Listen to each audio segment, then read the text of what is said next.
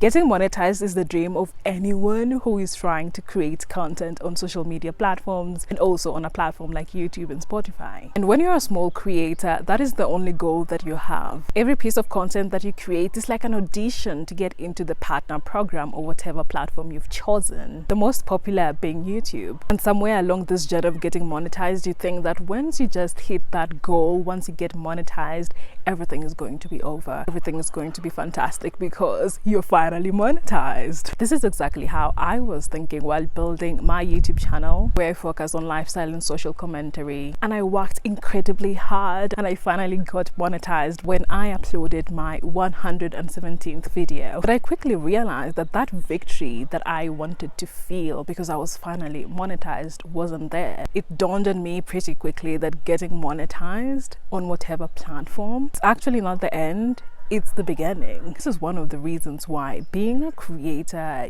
is not an easy thing. Of course, it's not a job that is tasking physically, but mentally, emotionally, it's a complete roller coaster. One of the reasons why a lot of creators want to be monetized on different platforms, it's because they want to make money. When you listen to a lot of success stories of people who have been on YouTube or even TikTok, they're always earning thousands of dollars. That's why you see a lot of smaller creators are always chasing this goal because they're thinking, oh wow, if only I can get monetized, then I can start earning a lot of money. But I do believe that something that is not emphasized enough is that for you to actually earn money, you need to have a lot of views, and you actually need a lot of views for you to be making serious money. And on a platform like YouTube, you start to realize very quickly that even getting $100 is not as easy as you would think. And when you have this goal of making money from these partner programs on these platforms, you quickly find yourself becoming this kind of person that is chasing views. It's very easy for you to forget why you started your platform in the first place, because after some time you start realizing that for you to get a lot of views, you need to be focusing on the things that a lot of people have interest in, and that means you have to focus on the trends and you have to be quick with the trends because everyone else is chasing the trends, and if you're not quick enough, then you're not going to get the views. And before you know it, you find that you've completely lost yourself. You've completely lost the vision for why you started creating in the first place, and you start losing this love for creating. Before you know it, being a creator is no less than a 9-to-5 that you didn't want. But of course, you can keep going creating something that you don't like because you're hoping for the views, and then it gets to a point where you're doing all the right things, you are creating the content that people want to see, but the views aren't coming, and suddenly you're finding yourself having to battle burnout. And unfortunately, this is the story for a lot of smaller creators, but also some big creators who find a lot of success in chasing the trends, the things people want, and then they grow so fast. They get to a point where they've gotten the money, they're getting the views, but they feel unfulfilled and they're battling mental health issues. And you see some of them walking away from this success that everyone else is trying to chase. Something else that you recognize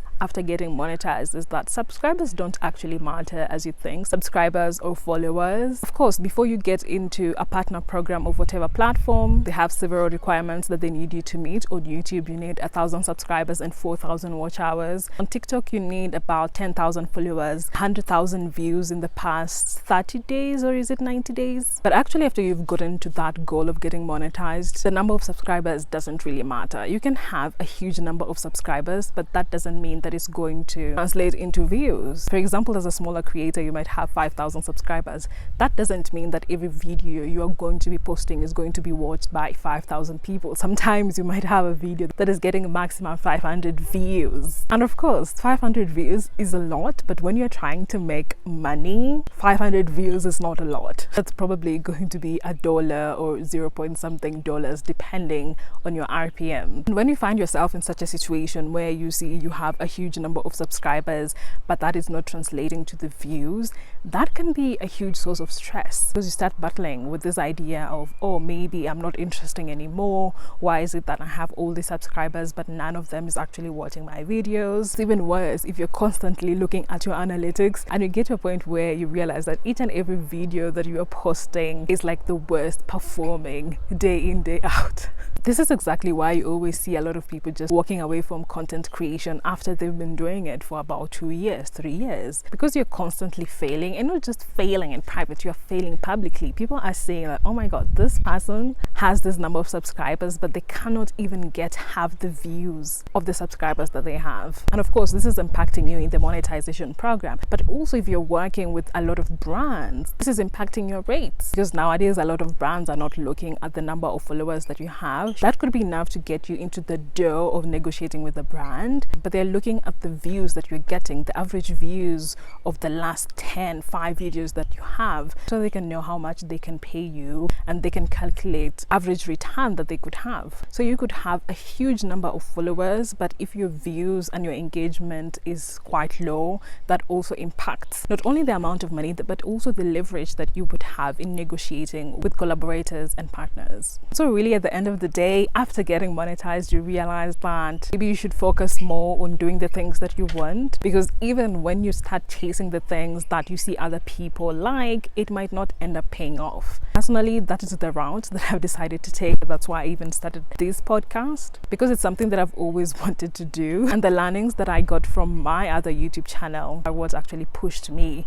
to bet more on the things that I want to do. Another important lesson that I actually learned is that in order to actually get a lot of views, you need to put in a lot of time, effort, and resources into understanding how to attract people's attention. And when you actually look at a lot of these big YouTubers who are getting thousands and millions of views per video, one, it's because they've been doing it a long time and they've attracted a very loyal audience, but also they've mastered the art of attracting people's attention, of attracting and keeping people engaged. And so instead of trying to just chase what people like, you also have to invest a lot of time into writing better titles, making your intros better, making your thumbnails better, especially on YouTube, really like a supermarket, I would say, where you have so many people that are putting their products on the shelves, and then the customers have to come pick whatever product they like. So of course, there are some products that a lot of customers have been using for a very long time and they're loyal. Then there's you with this new product and you're trying to compete with that. It can be quite challenging because you have to convince your customer very quickly. Just have a couple of seconds to convince them why they should watch your video, why they should click on your video. And when you have like 1,000 views and their favorite creator has 100,000 views, who do you think they're more inclined to click on? Psychologically speaking, as human beings, we always trust people that look more successful instead of someone that just looks like they're struggling. That's why when you're a smaller creator, it's much harder for you to get viewership. We can always talk about how views don't matter and all that, but at the end of the day, we always incline to trust the people that are more successful. When it comes to the YouTube, the social media space, one that has a huge number of views on a video, they qualify as successful, and that means that they're more likely to get more votes for viewership from an audience member than you, who just has your 2 views, your 100 views, 500 views. So what can you do to actually monetize your content in a way that is not going to ban you out, in a way that is not going to take you away from why you started creating in the first place? I think that the best thing that you can do for yourself, especially when you're just growing, instead of betting all your eggs on these monetization programs, it's good for you to start thinking of ways in which you can monetize the skills that you're getting from creating that content. I always see that the videographers, the editors, the graphic designers, they do this incredibly well because they create content around their expertise in videography, in video editing, and that's how they end up creating business opportunities for themselves. They end up getting money from monetization programs. They also have the opportunity of having the people who are watching them be their customers, and they're also getting opportunities for brand collaborations and partnerships. When you start focusing on the skills that you can sell, that is bound to work much better for you in terms of making money, instead of just focusing or depending on these monetization programs. But of course, it doesn't mean that you should abandon being a creator. It's something that is definitely going to constantly help you to grow. There's so many lessons that you get from putting yourself out there day in, day out, even when you're not seeing the results that you expect. It's definitely not easy, but you definitely have to keep going, keep betting on yourself, because that is the only way to win. And if you're a smaller creator that is trying to chase that monetization goal, this is not to discourage you. This is just to tell you to stop putting a lot of pressure on yourself and just keep going. But know that there are other things that you can do to get yourself to where you want to be.